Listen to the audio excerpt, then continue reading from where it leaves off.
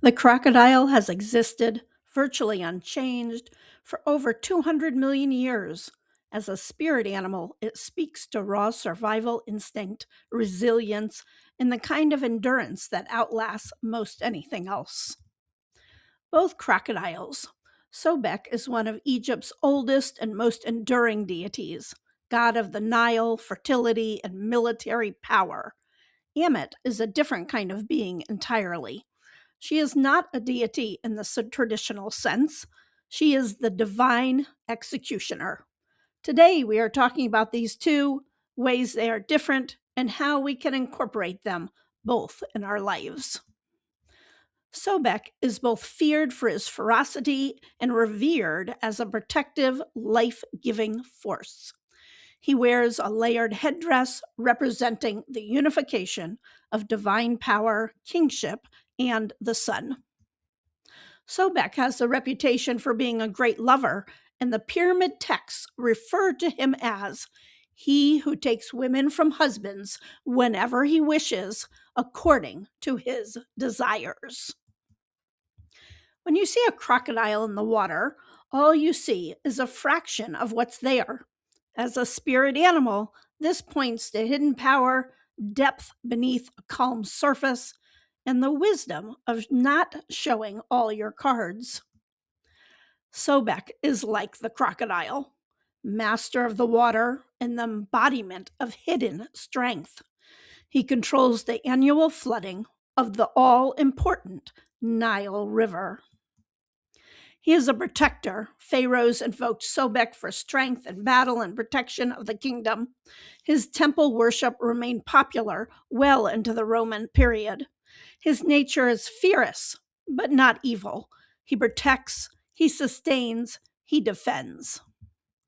Sobek is an excellent ally if you are dealing with threats, legal matters, or situations that require strength. Call on him when you need to stand your ground. His energy is not subtle. You will feel it. Because of his connection to the Nile's floods and fertility, he can be petitioned for abundance, especially around food and resources. I'm a gardener, but this spring, maybe because grocery prices are skyrocketing, I have felt more pressure to have a productive garden. Sobek is there for me. Some modern practitioners honor him at the new moon or doing abundance work. The new moon signifies the resetting of the lunar cycle, acting as an optimal time to channel his energy for new beginnings and agricultural growth. Ammit, a totally different crocodile. She is fearsome. She is a fearsome demoness known as the devourer of the dead. She personifies divine retribution. Ammit is a hybrid of three fierce animals that lived around the Nile River: the crocodile, the lion, and the hippo. She is not a deity, but an enforcer. She does not judge, but provides balance. Crocodiles live both in water and on land. They move between worlds, symbolizing emotional depth through water and balance with the earth. As an enforcer of divine justice, Ammit doesn't nurture or protect the living. That's not to say we can't seek her advice. Ammit's entire purpose lives in the Hall of Two Truths, the place of judgment in the Egyptian afterlife. When a person died, their heart was weighed against the feather of Ma'at, the feather of truth, justice, and cosmic order. 42 divine judges assessed the dead. Anubis oversaw the scales, and Thought kept notes.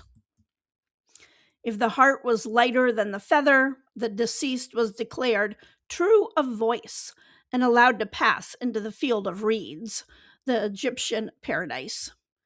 If the heart is heavy with wrongdoing, it tipped the scales and not in the human's favor. I have a video on Anubis and an in-depth article on the website that features several spells and rituals. I also have a fun coloring book of Egyptian deities, which is on Amazon in paperback, and my website in PDF. Egyptians believed the heart recorded all the good deeds and misdeeds a person committed during their lifetime. If the heart is heavier than the feather, it is deemed heavy and full of bad deeds. She waited beside the scales, and if the heart failed the test, she devoured it. This was the second death, and it was permanent. The soul that was eaten by Ammit ceased to exist entirely. No afterlife, no continuation. Gone. This was not cruelty. This was the mechanism of Ma'ats, of cosmic order and justice. Ammit wasn't evil. She was necessary. Ammit did not have a temple, but we can still learn from her. If you work with her, do it intentionally. Use black candles, images of scales, and the feather of Ma'at alongside her imagery. Be honest in your invocation. She has no patience for those who come before her with an unexamined heart. Ammit can be invoked in workings centered on justice, particularly when you're seeking a conclusion. Her energy is final.